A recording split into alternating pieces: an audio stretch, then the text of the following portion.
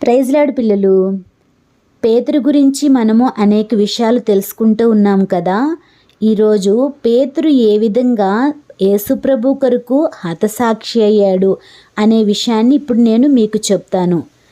పేతురు యెరూషలేము దాని చుట్టుపక్కల ఉన్న ప్రాంతాలకి వాక్యాన్ని ప్రకటిస్తూ, అంతేకాకుండా అన్య ప్రాంతాలకు కూడా వెళ్ళి ప్రకటించాలని దేవుని యొక్క ఆలోచన గుర్తెరిగి తను వేరే అన్యుల మధ్యకు కూడా స్వార్థ ప్రకటిస్తూ వెళ్తున్నాడనమాట. కొన్ని సమయాల్లో తన భార్యను కూడా వెంట పెట్టుకొని స్వార్థ ప్రకటించేవాడు.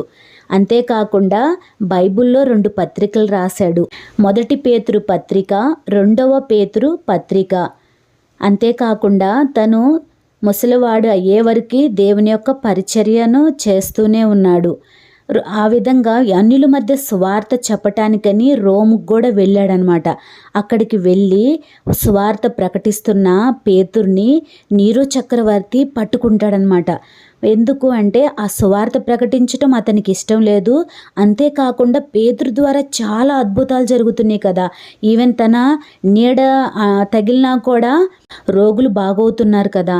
అది ఏది నచ్చని ఆ నీరో చక్రవర్తి ఈ పేతుర్ని పట్టుకుంటాడనమాట. పట్టుకొని చెరసాల్లో వేస్తాడు. ఆ చెరసాల అంటే ఎలాగుంటుంది తెలుసా? ఒక కొండని ఇట్లాగా తొలిపిస్తే రంధ్రం చేస్తే ఎలా ఉంటుందో ఆ విధమైన దాంట్లో వేసేస్తాడు. అది చీకటిగా ఉంటుంది, వెలుతురే రాదు. అలాంటి దాంట్లో 9 నెలలు బంధిస్తాడు.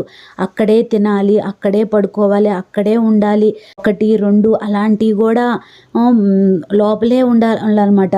అలాంటి భయంకరమైన పరిస్థితిలో 9 నెలలు ఆ గుహలోనే ఉంచేసేసాడనమాట. అలాంటి బాధను కూడా పేతురు సంతోషంగా భరించాడు.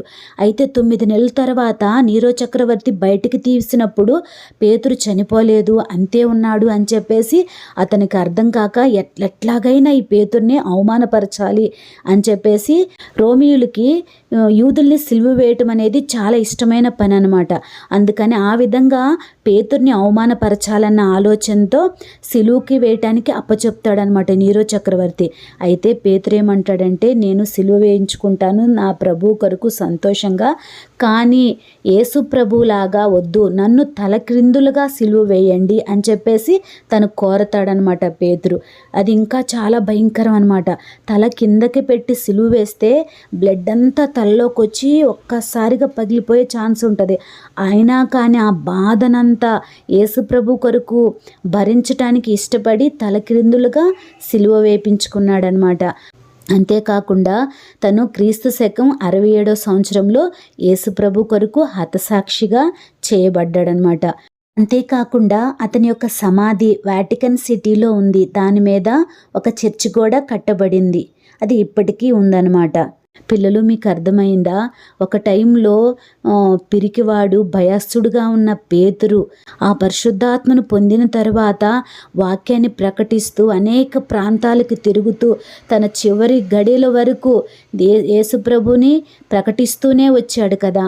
ఆ విధంగా మనం కూడా యేసుప్రభు కొరకు ధైర్యంగా సువార్తను ప్రకటించాలి.